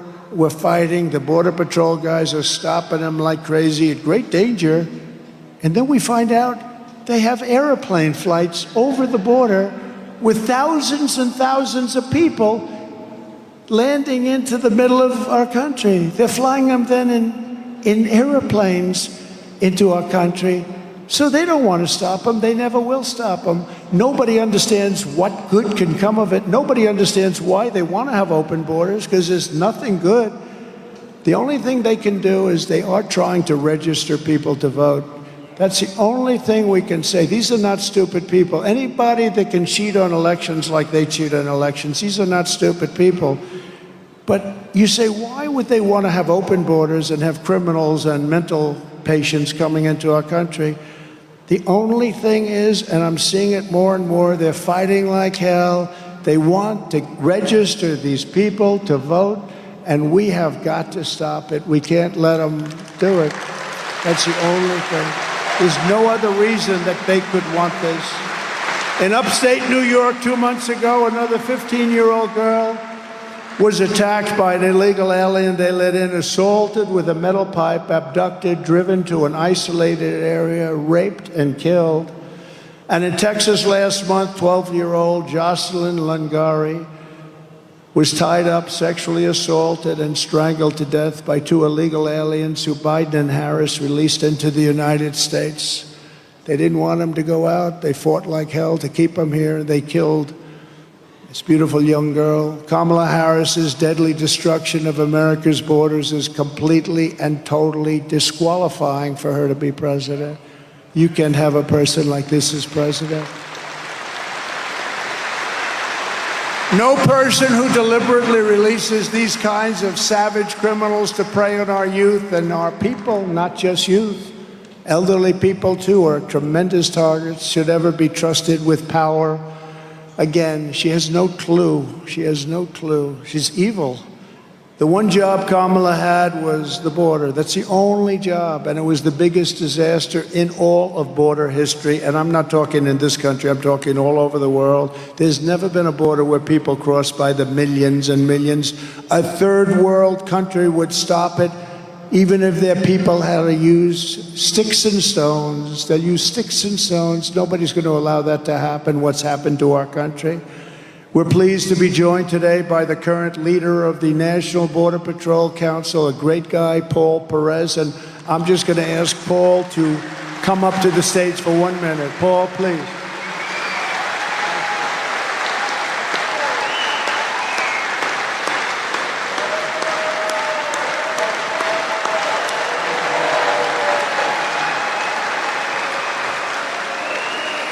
So like I said earlier, I worked under 3 Democrats, 2 Republicans. Everybody talked tough on the border. Only one president actually backed it up. That was Donald J. Trump.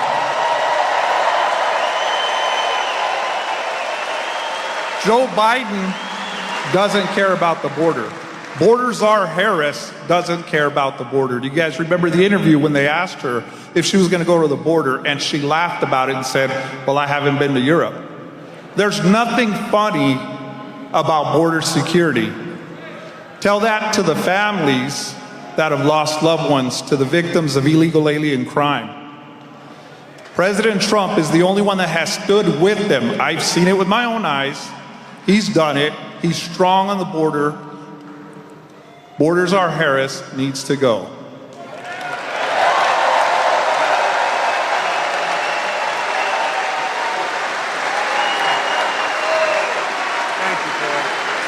Thank you very much. Great people. Their people are, it's so much easier for them to just say, let's do nothing like they were told to do, but they can't do it. They love the country. Brandon Judd, your friend, they love the country, and they want to solve the problem. And by the way, I have a couple of people here, actually many people, Front Row Joes. I want to thank you very much, Front Row Joes. These guys, they've come to over 200 rallies. They were at a rough one 2 weeks ago. I know, I saw him sitting up front with a whole group of a lot of Front Row Joes, right?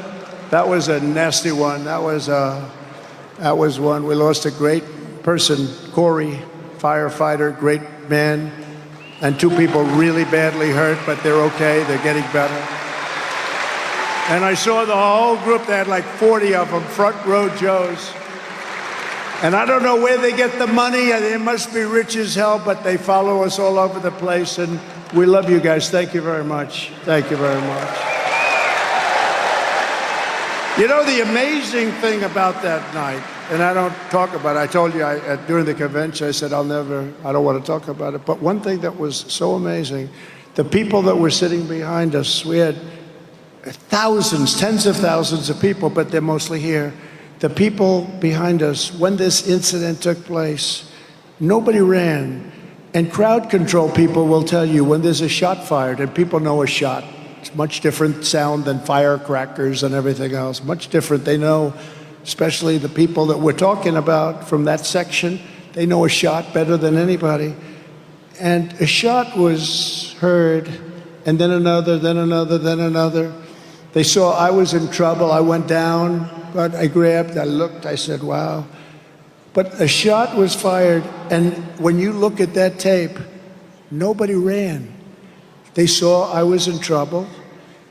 This is the most incredible movement. These are the most incredible people. They saw. They were right here.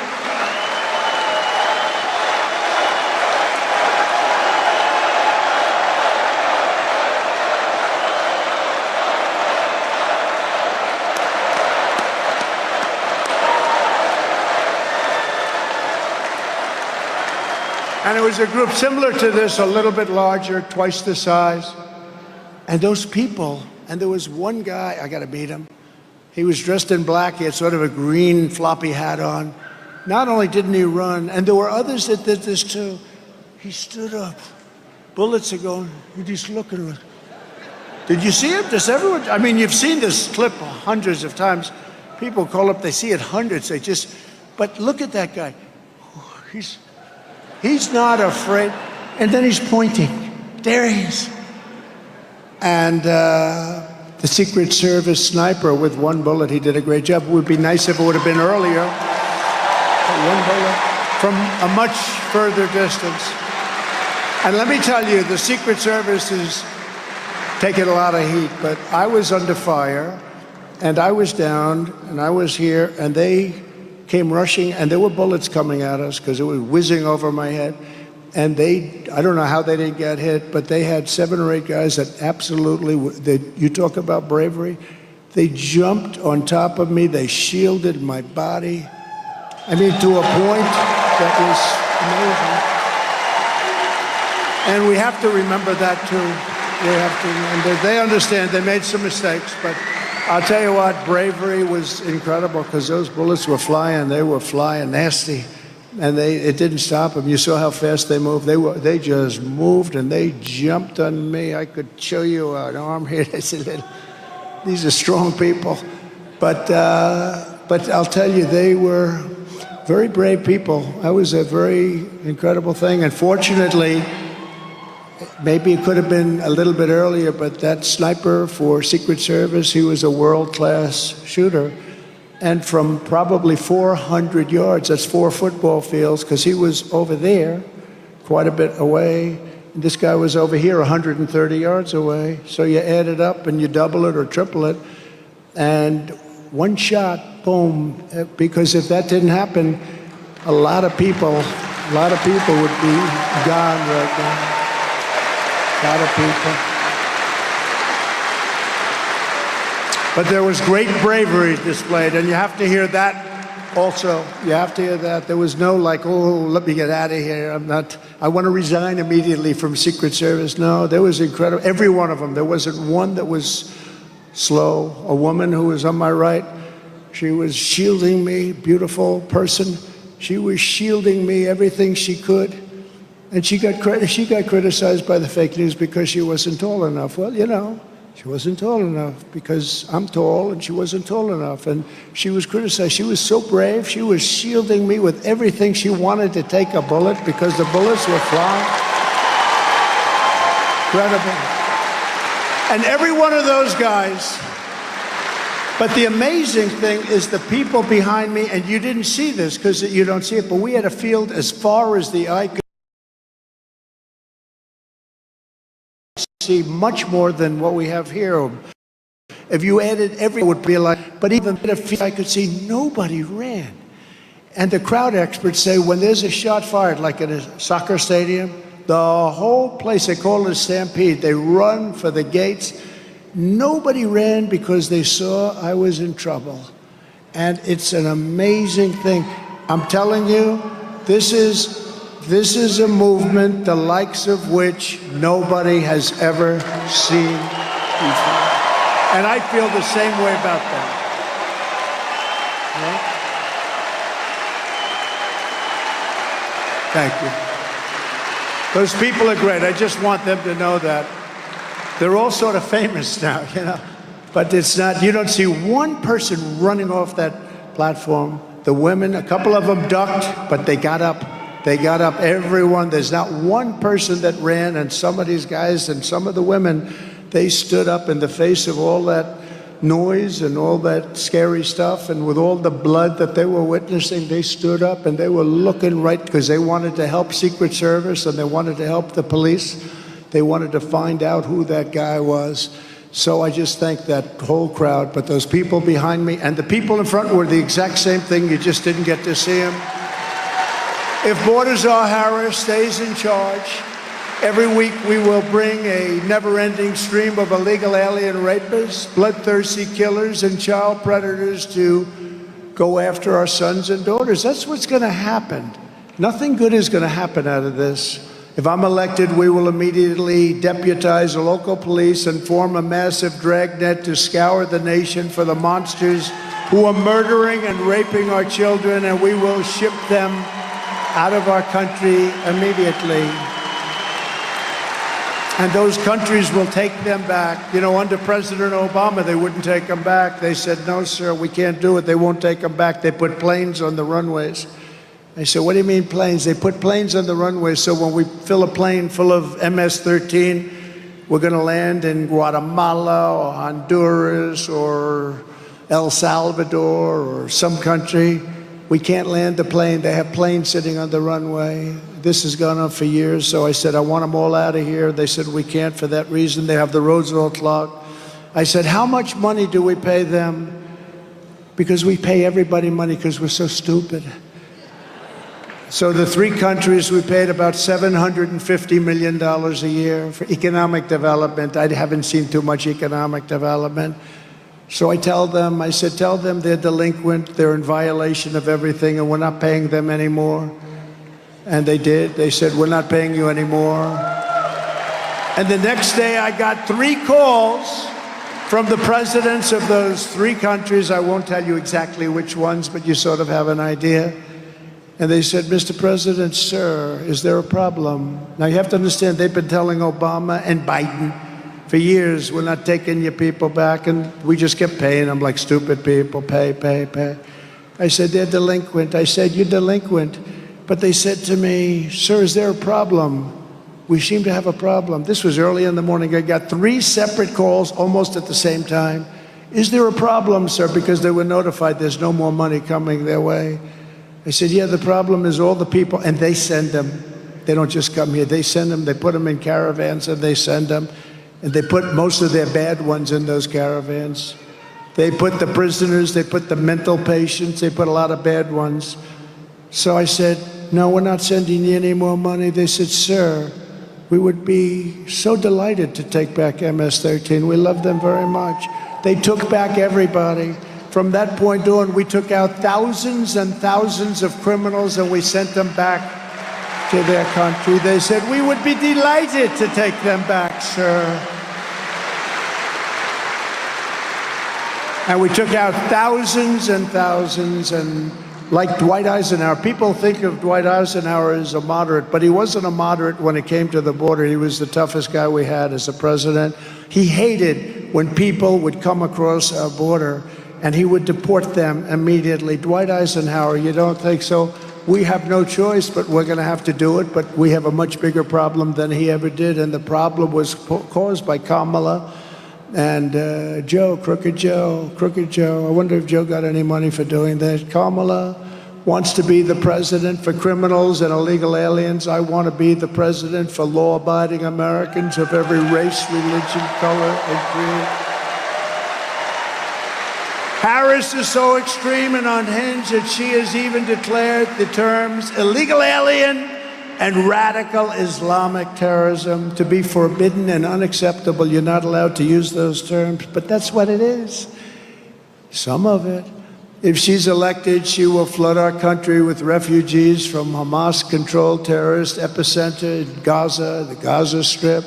She wants to deposit thousands of jihadist sympathizers in Minnesota. You know that. You already have enough.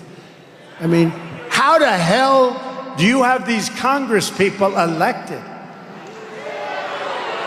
Ilhan Omar. No, she went to a speech when I was running. When I was first running, and I you know, in all fairness, I never did this stuff before I'm running. And this lunatic was in the audience. She started screaming. I said, who the hell is that? And it's the same crazy person that I watch every night. She's nuts.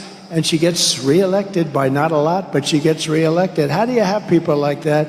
I'm telling you, I was making a speech, and we had a lot of people, and she was like there someplace, and she got up and started screaming. I said, that woman is insane. She's crazy. And you know what? She's become like a major voice in Congress. Can you believe it? She's a sick woman, and she's destroying your state. She's hurting our country, and we shouldn't be electing people like that. They want to turn the Middle East. Remember this. They want to take a look at the Midwest. They want the Midwest to be just like the Middle East. That's what their plan is. Let's turn the Midwest into the Middle East. I think that's not going to work out. But we do not need a jihad in the United States of America, and we're not going to allow it. We're going to do something about it. We're going to be strong. We're going to be brave. We're going to be smart. We're going to listen to Tom Emmer and Pete and all of the other. You got great people in this group, I tell you. You have great people. And we do not need more people who want to burn our flag. I watched yesterday and the day before, they're burning our American flag. And I said, I know they say it's unconstitutional. Well, make it not unconstitutional. You burn our American flag, you should get immediately mandatory 1 year in jail.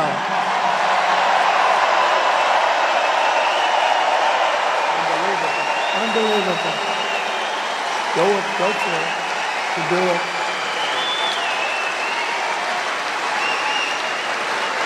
On day one of the Trump presidency, I will restore the travel ban, suspend refugee admission, stop the resettlement, and keep the terrorists the hell out of our country. We're not going to have terrorists in our country. It's no wonder the Democrat Party and their thugs are so desperate to stop us. They know that we are the only ones who can stop them, us.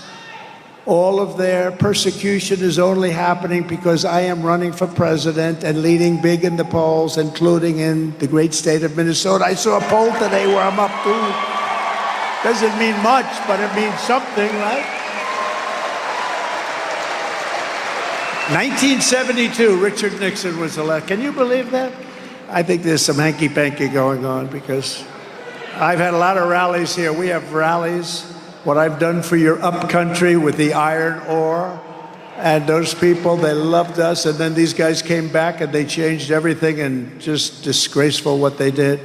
But I think, I'm telling you, if we have an honest election, we're going to blow it out in Minnesota. We'll blow it out. Just look at the crowds, look at the people back there. The radical left Democrats rigged the presidential election in 2020, and we're not going to allow them to rig the presidential election in 2024. We're not going to allow it to happen. And every time the radical left Democrats, Marxists, communists, and fascists indict me, I consider it a great badge of honor because I'm being indicted for you. Never forget, our enemies want to take away my freedom because I will never let them take away your freedom. I'm not going to let it happen.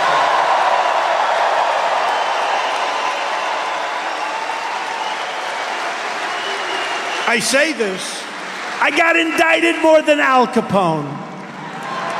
You know, he was the meanest, most vicious guy. Scarface, many movies made about Alphonse. He's a fine gentleman. If he didn't like you at a dinner, you were automatically dead before you got home to your lovely wife and family. What happened to Dad? Well, he had dinner with Al Capone. never made it back. He was in the foundation of a building down the road. I got indicted more than him for what? Saying the election was crooked. The election was crooked. What a disgrace. You know what? And it works both ways. I mean, they're setting a terrible precedent. This has never happened before. Never, ever. It's never happened before. They want to silence me because I will never let them silence you. And in the end, they're not after me, they're after you. I just happen to be standing in their way. That's true.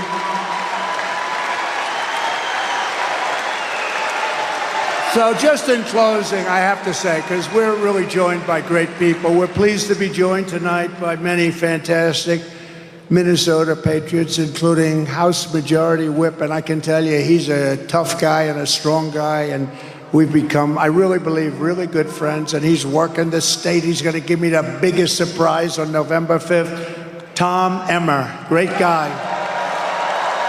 And Mrs. Emmer, more important. Thank you both. Thank you both. Great couple.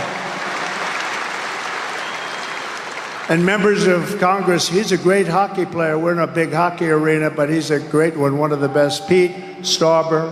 Pete, thank you very much. Brad Finstat. Brad, thank you. Great. Good job. Michelle Fischbach. Thank you, Michelle.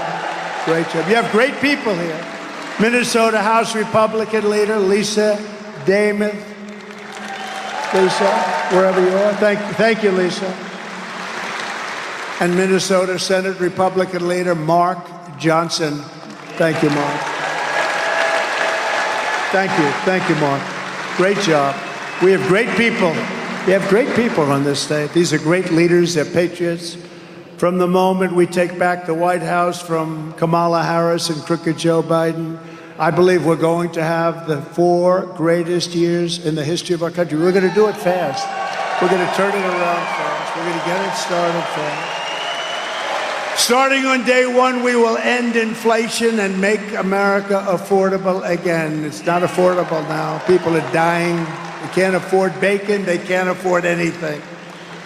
To bring down the prices of all goods, we will stop the Biden-Harris war on American energy, and we will drill, baby, drill. We're going to drill. Right? We're going to bring that sucker down. I will terminate the Green New Scam, the greatest scam in the history of our country. Trillions of dollars being thrown out the window. And I will end the Biden-Harris electric vehicle mandate on day 1. And I love electric cars. Elon Musk endorsed me. Elon is a great guy, endorsed me, but he understands this is right. There's a great place for electric cars, but not 100%. Some people like to drive long distances. There's an expense problem. There's a made in China problem. But I'm a big fan, but it's a different kind of a market. They want every car to be electric. You know, they built in the Midwest 8 charging stations. Think of it. It's like a gas pump with electricity. They spent $9 billion building 8 charging stations. Now they have another 24,000 charging stations to go. So based on that, it's like $10 trillion. The whole thing is crazy. We will pass massive tax cuts for workers, and that includes no tax on tips. No tax on tips. And that'll be done immediately. Immediately. To protect Minnesota workers, I revoked China's most favored nation trade status. Think of it. China has a clause in all its agreements. We are a developing nation. We will be giving much more favorable terms than the stupid United States, which is represented by stupid people. That will be revoked. I had it revoked, and then they gave it back. I mean, you got to ask, how much money did Biden get from China? Could I ask you that? It's a lot, right? Millions of dollars, right? From Russia, they got $3.5 million. I know that. Remember I asked? Why did the mayor of Moscow's wife give them $3.5 million? And Chris Wallace, who's not the father, believe me, this is not Mike Wallace, this is Chris Wallace. There's a difference of about 300%. But Chris Wallace said, you can't ask a question like that. 6 months later, it turned out to be a big question. No, I got $3.5 million from the mayor of Moscow's wife. And I will pass the Trump Reciprocal Trade Act. That means that if China or any other country makes us pay a tariff or tax of 100 or 200 or 300%, we will make them pay a reciprocal tariff of 100, 200, or 300%. You heard us and we heard you. It's an eye for an eye. It's about time. And just as I did before, I will also rescue the Minnesota Iron Range. I rescued it. It was so beautiful. I'll never forget when I did that. I came up, and there were guys that worked there that had lost their jobs for years. These crazy people, they closed it down for no reason. It's the best material, the best iron ore there is in the world. You know that. The best in the world. And it's unlimited. It's not like, oh, gee, unlimited. And I met 4 guys that were so tough. They never cried, maybe when they were babies, you know, like at 1 or 2. But after 2, all 4 of them were crying. They were standing there bawling like a baby because I rescued their jobs. I gave them something that should have never been taken away, and they were doing great. And then Biden comes in. He has no idea what he's doing. And in his first week, he closed it. His first week. What a shame, but we're going to have it open. Tell those 4 guys, if you happen to meet them, no reason to cry. We're going to get it open again, all right? This is the first time they've cried maybe ever in their whole lives. They were rough-looking suckers, let me tell you. 4 years ago, I saved the Iron Range from the radical left, but the Biden-Harris administration shut the Iron Range down. You know, they did it immediately, imposing a brutal 20-year mining ban on 250,000 acres. But I will end that mining ban. We'll do it together, Tom. We will end that ban in about, what do you think, about 10 minutes? I would say 10 to 15 minutes, right, Pete? And tonight I pledge to Minnesota miners that when I'm reelected, I will reverse the Biden-Harris attack on your way of life, and we will turn the Iron Range into a mineral powerhouse like never before. That's what it is. It's a minerals powerhouse. Before I even arrive at the Oval Office, shortly after we win the presidency, and I say we win, we're winning this together, I will have the horrible war between Russia and Ukraine settled, and I will do something that nobody else will be able to do because we're closer than ever. You see that today? I will prevent World War III. I will prevent it.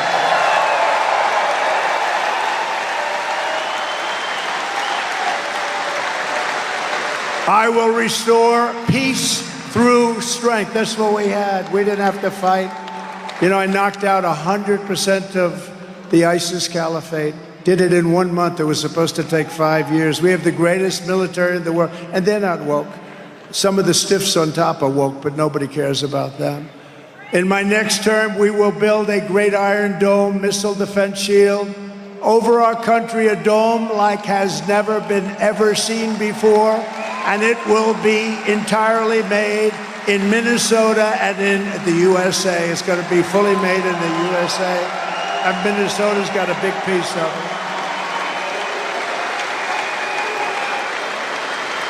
it. You know, Israel's got it, and today they had a problem where something happened, but they knocked down, 6 months ago, 300 missiles were knocked down. If they weren't knocked down, it would have been devastation. But they, out of 300, 1 got through a little bit. It limped through and fell down harmlessly to the ground. But it essentially knocked out all 300. We're going to have something that's even superior. And why shouldn't we have? It's our technology. Why shouldn't we have protection so that we can protect this state and this country? Why shouldn't we? We do it for everybody else. We don't do it for ourselves. America first. I will not cut 1 penny from Social Security or Medicare, and I will not raise the retirement age by 1 day, not by 1 day. And for 4 years, I didn't. For 4 years, you saw that, I didn't. By contrast, Kamala Harris cast a tie-breaking vote to cut Medicare by $237 billion. You didn't know that? a betrayal of American seniors. She betrayed American seniors. She's the one that cast the final vote. We're going to rebuild our cities into beacons of hope and safety and beauty better than they have ever been before. We'll have to work with Democrat governors and mayors in some cases, but we'll work with them. We got to bring back our cities. Our cities are a travesty. We will take over the horribly run capital of our nation in Washington, D.C., and clean it up, renovate it, rebuild it, make it the most beautiful capital of the world, and get rid of the nightmare of murder and crime. It will be a safe city again. On day one, I will sign a new executive order to cut federal funding. We are going to cut federal funding for any school pushing critical race theory, transgender insanity, and other inappropriate racial, sexual, or political content onto the shoulders of our children. And I will not give one penny to any school that has a vaccine mandate or a mask mandate.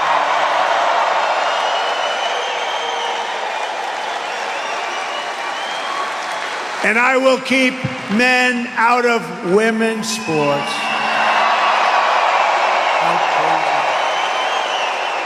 And I will fully uphold our Second Amendment, which, as you know, is under siege.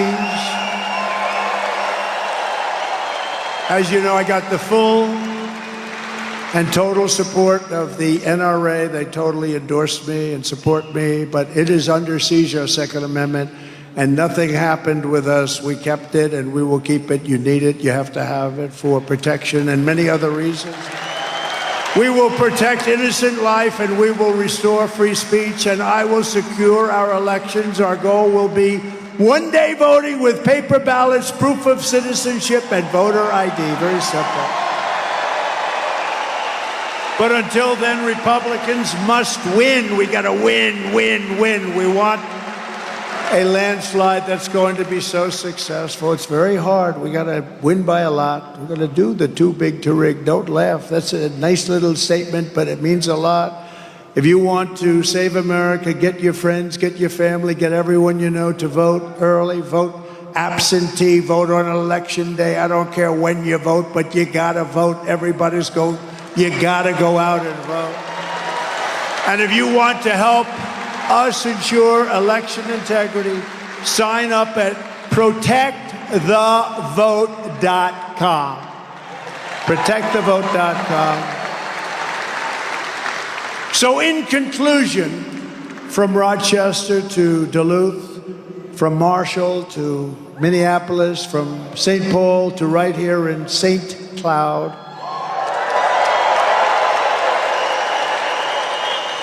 this state was pioneered by men and women who braved the wilderness and the frontier to build a life for themselves and for their beautiful families. They were farmers and miners, manufacturers and shipbuilders, soldiers and lumberjacks. And they helped build this country into the single greatest nation in the history of the world. But now we are a nation in decline. We are a nation in decline. Can you believe we have to say that? We are a failing nation. We are a nation that has no respect around the world. They laugh at us. We are a nation that has lost its confidence, willpower, and strength. We are a nation that has quite simply lost its way. But we are not going to allow this horror to continue. Less than 4 years ago, we were a great nation, and we will soon be a great nation again.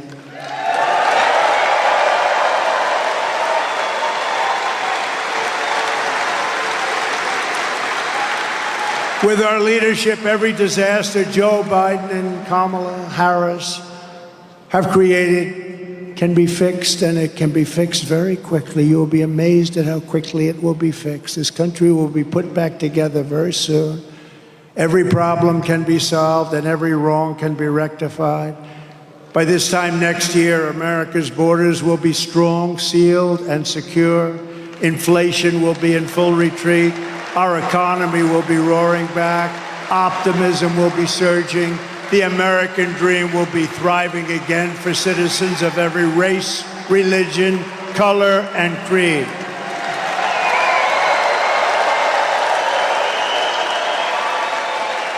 Law and justice will reign all throughout our land. You'll be safe again. You'll be free again. Freedom will be restored. The flame of liberty will be burning bright. Joe Biden and Kamala Harris, the worst administration in the history of our country, will be a fading memory of the past. They will be a fading memory. And our great silent majority, including the once forgotten men and women of our country, will be the ones shaping America's magnificent future when I am the 47th President of the United States of America. Because we are all Americans, and together we will show November 5th to be the most important day in the history of America. We are one movement, one people, one family, and one glorious nation under God. And together we will make America powerful again. We will make America wealthy again. We will make America strong again, strong. We will make America proud again. We will make America safe again. We will make America free again. And we will make America great again. Thank you very much. God bless you. Thank you. Thank you.